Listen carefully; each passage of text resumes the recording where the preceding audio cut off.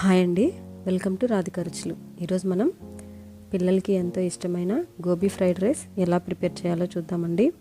ముందుగా ఇక్కడ medium size cauliflower cut చేసి ఉంచుకున్నాను. ఇందులోకి తగినంత సాల్ట్, 1 టేబుల్ స్పూన్ కారం, 1 టేబుల్ స్పూన్ అల్లం వెల్లుల్లి పేస్ట్, 3 టేబుల్ స్పూన్లు కార్న్ఫ్లవర్ వేసుకొని మిక్స్ చేసుకోవాలండి. కొంచెం వాటర్ యాడ్ చేసుకొని ఇవన్నీ బాగా కలిసేలాగా ఇట్లా మిక్స్ చేసి ఉంచుకోవాలి. 10 మినిట్స్ పక్కన ఉంచుకోవాలి. ఇప్పుడు ఒక ప్యాన్లో ఆయిల్ వేసుకొని ఆయిల్ హీట్ అయిన తర్వాత మీడియం ఫ్లేమ్లోకి టర్న్ చేసుకొని ఈ కాలీఫ్లవర్ ముక్కలన్నీ వేసి బాగా ఫ్రై చేసుకోవాలండి. డీప్ ఫ్రై లాగా చేసుకోవాలి. తర్వాత అటు ఇటు టర్న్ చేసుకుంటూ ఫ్రై చేసుకోవాలి. ఇలా ఫ్రై అయిన ముక్కలన్నీ తీసి ఒక ప్లేట్లో ఉంచుకుందాం.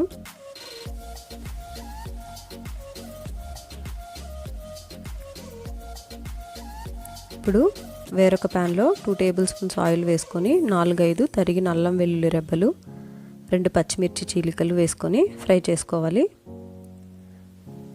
ఇప్పుడు 2 మీడియం సైజు ఉల్లిపాయ ముక్కలు వేసి ఫ్రై చేసుకోవాలండి. ఇలా ఉల్లిపాయ ముక్కలన్నీ బాగా మగ్గిన తర్వాత ఇందులోకి సన్నగా కట్ చేసుకున్న 1 కప్పు బీన్స్ ముక్కలు, సన్నగా కట్ చేసుకున్న క్యారెట్, క్యాప్సికమ్ ముక్కలు వేసి బాగా ఫ్రై చేసుకోవాలి. ఈ వెజిటేబుల్స్ అన్నీ హాఫ్ కుక్ అయితే చాలండి, ఓవర్ కుక్ కాకూడదు. ఇలా హాఫ్ కుక్ అయిన వెజిటేబుల్స్లోకి 1 table spoon vinegar, 1 table spoon soya sauce వేసుకొని బాగా మిక్స్ చేసుకోవాలి. ఇందులోకి మనం డీప్ ఫ్రై చేసి పెట్టుకున్న కాలీఫ్లవర్ ముక్కలు వేసి టాస్ చేసుకోవాలి హై ఫ్లేమ్లో. ఇలా 1 మినిట్ పాటు బాగా టాస్ చేసుకొని ఇందులోకి మనం ఉడకపెట్టి పెట్టుకున్న రైస్ వేసుకోవాలి.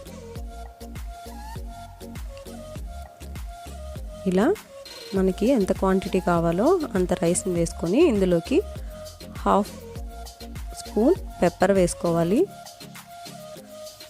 టేస్ట్కి తగినంత సాల్ట్ వేసుకొని బాగా కలుపుకోవాలి.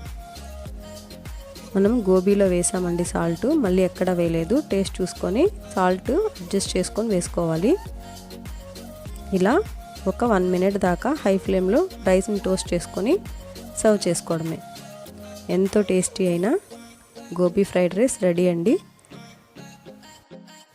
ఈ రెసిపీ మీకు నచ్చినట్టయితే లైక్ చేయండి, షేర్ చేయండి, నా ఛానల్ సబ్స్క్రైబ్ చేసుకోండి. Thank you for watching.